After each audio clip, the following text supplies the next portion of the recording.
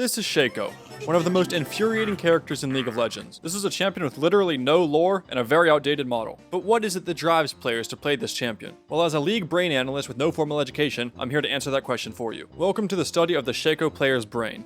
This is a player that doesn't just want to win, they want to ruin your entire experience. And soon we will cover all 5 parts of the demented Shaco player's mind. And we'll begin with the first region of their brain. This is the tilt generator. You see, all other champions in the game try to win the game through combat or macro. Shaco players prefer to win in a different way. They want to tilt the players on the enemy team so hard that they leave the game and have to forfeit. Because Shaco players aren't playing the game, they're playing you. They don't just want to do damage in the game, they want to damage you in real life. And Shaco players are suspiciously passionate and creative with their methods. They might do things like running into vision, laughing, and then just going invisible to waste 4 people's time. Or placing a box in the enemy jungle with the sole purpose of just pissing them off. Or maybe they'll walk right up to your control ward, but instead of clearing it, they'll just emote on it for a few seconds. To the Shaco player, tilting the enemy is more valuable than any objective on the map. They feed off of your confusion, your panic, and most importantly, your rage. The tilt generator is active before the game even starts. When they locked in Shaco, they didn't care about stats, scaling, or team comp. All they really want to do is make you doubt your own sanity. And the worst thing you can do against Shaco players is to type in chat and let them know it's getting to you. Because the second they know they're in your head, it's already over. They've already won. And now if they just camp that lane and kill that player a few more times, they know they'll be completely mentally checked out. Shaco players want you to ping your teammates, uninstall the game, and question your decisions in life. Because Shaco players are sadists. And it's likely that the reason they even play Shaco is because they've been on the receiving end of a Shaco in the past. But this doesn't mean that their sadistic methods are personal, unless you're one player in particular. Which leads us to the second part of the brain. This is the ADC vendetta lobe. Shaco could path top. He could full clear. He could gank mid. But no, there's an ADC on the enemy team, and that means war. And this is personal, and the Shaco players may find themselves in bot lane as early as level 2, and this is where things get petty. Shaco players don't just gank bot, they obsessively hunt the ADC all game. Sometimes they'll ignore an entire team fight just to sneak behind and duel the ADC. Because even if they win in the end, if they didn't successfully traumatize the enemy bot laner, it doesn't feel like a win at all.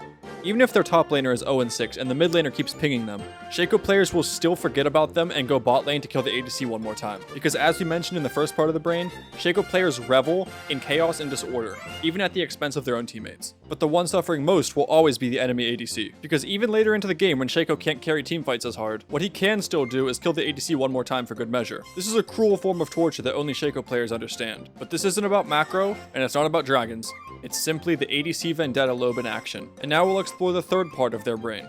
The Puppet Master Cortex. This is the part of the brain that gives the Shaco players the belief that the other 9 players are not here to play a normal game of League of Legends. They're here to play their game, a game where Shaco pulls all the strings. And this is where the Shacos develop their own form of a god complex. But this time it isn't about mechanics, it's about manipulation. Shaco mains believe they're 10 steps ahead of everyone on the map. They don't fight you, they position you. They'll put up a whole minefield of boxes in a bush 60 seconds in advance. Not to protect an objective, but because they foresaw the enemy Irelia chasing their clone there in the future. This is the part of the brain that places a box under their own tower to punish a dive they predicted, or baiting someone into face-checking the pixel brush just to explode them with a jack-in-the-box. They believe they're the director of a psychological thriller, where every enemy death is just a scripted moment of humiliation. And the worst part is, this actually works. Because Shaco players have a very random playstyle, but yet it always feels like they know what they're doing. Even though you know that the plays they're forcing aren't worth it, it still feels like they know something that you don't. And this is when the Shaco players have you right where they want you. Because at this point, they've completely mind-controlled you. But the truth is, they didn't know that it was going to play out the way that it did.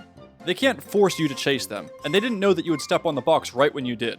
But when it does work and their little plan pays off, the Shaco player feels like the smartest guy around. And even though they're playing a champion that's impossible to punish, their ego will tell them that they played the fight perfectly, and their plan fell right into place. So when you see an 0-3 Shaco emoting in your lane, rest assured he knows something that you don't, and the dominoes have already started to fall. And if you're liking this video so far, go ahead and like and subscribe. I'll be making a video like this for every League champion soon, so comment below who I should do next, and keep an eye out for my next poll. And if you don't do anything I just said, then Shaco will camp your lane next time you queue up. The choice is yours. But assuming you're a sensible person who did like and subscribe, then we'll move on to the fourth part of the brain. This is simply known as the Great Escape. This part of the brain activates when Shaco is critically low on HP, and for most players this would be the end. But for Shaco players, this is where the real game begins. You see, I personally went out and asked a few Shaco players what it is that fuels them, and one of the most common responses I got was the ability to break ankles on 1 HP. But it's not that I didn't already know this. Anyone who's ever played against a Shaco knows what it's like to chase one. Because as soon as he goes low, he's going to queue over a wall. And when you catch up to him, he's going to fear you with a box. And when you catch back up to him again, you're going to realize it was the clone the whole time.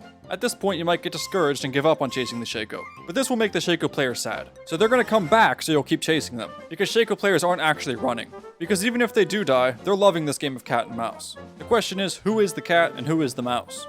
It's a classic example of call an ambulance, but not for me. New players will quickly learn not to chase a character like Singed, but even experienced players often fall for the Shaco player's trap. And if they were successful in their attempts to tilt you already, this will just be their cherry on top. And they're gonna spam emotes the entire time you chase them. The Shaco player would rather waste 30 seconds of your time just to tilt you than do literally anything else. This is easily the most pleasurable part of the brain for the Shaco player. And they can't be mad even if they die, because they stole your time and your dignity. And now we will cover the fifth and final part of the Shaco player's brain. This is the clone zone.